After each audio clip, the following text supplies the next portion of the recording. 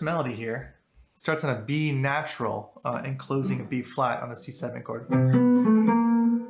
I'm bypassing the 2 chord here, so I'm really playing C7 the entire time over 2, 5, and 1. Super common thing to do. So let me just play this line real fast.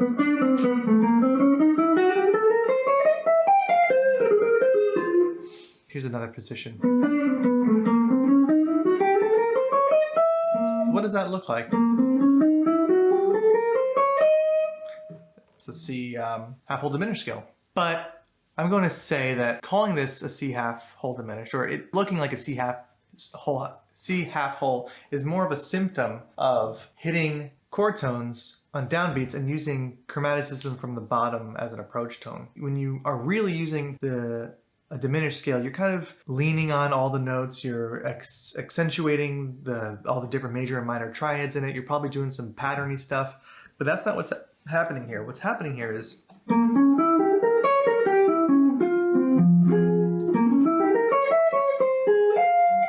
we're really creating the sound of a C7 flat 9 and using that chromatic note from below to get to those C7 flat 9 chord tones. This line, I would not say would work just as good backwards as it does forwards, because mainly this A natural here, that A natural is the major third of where we're headed, which is a minor chord. So we can maybe move this into a different position and I can explain the sound a bit better. So if we were to play it down here,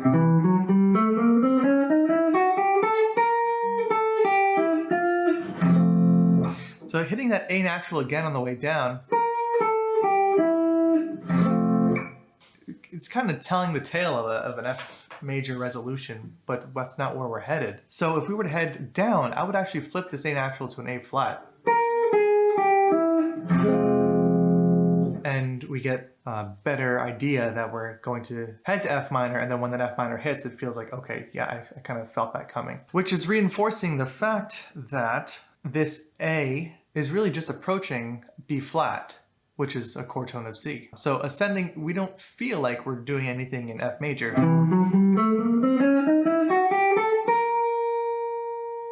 You know, this could go any which way at this point, but following that, descending to this A flat,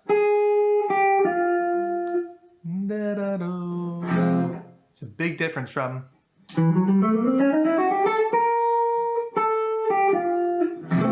that. Again, because that A is not as effective, it's not really spelling out a chord change ascending, because it's leading us to that B flat.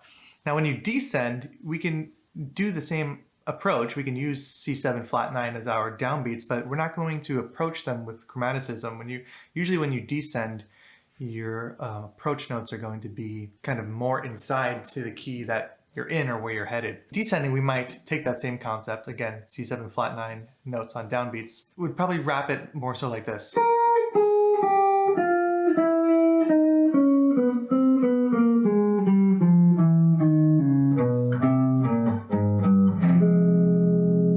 Which is a different scale.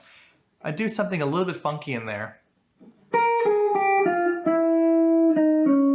We have 3 chromatic notes here. I could have done a couple of different things to avoid that. One thing I'm trying to avoid that I like even less than those three chromatic notes is this augmented second sound.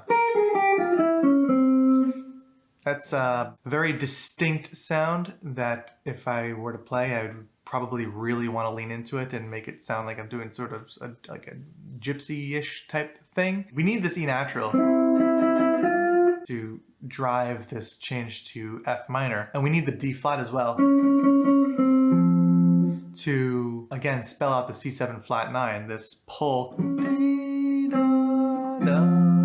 to F minor. But one way to do that, and there's a couple ways to avoid that augmented gypsy sound, is to also apply this sharp 9 as well as the flat 9. So yeah, we'd have, and then here I'm just wrapping the root from the bottom because I'm out of space.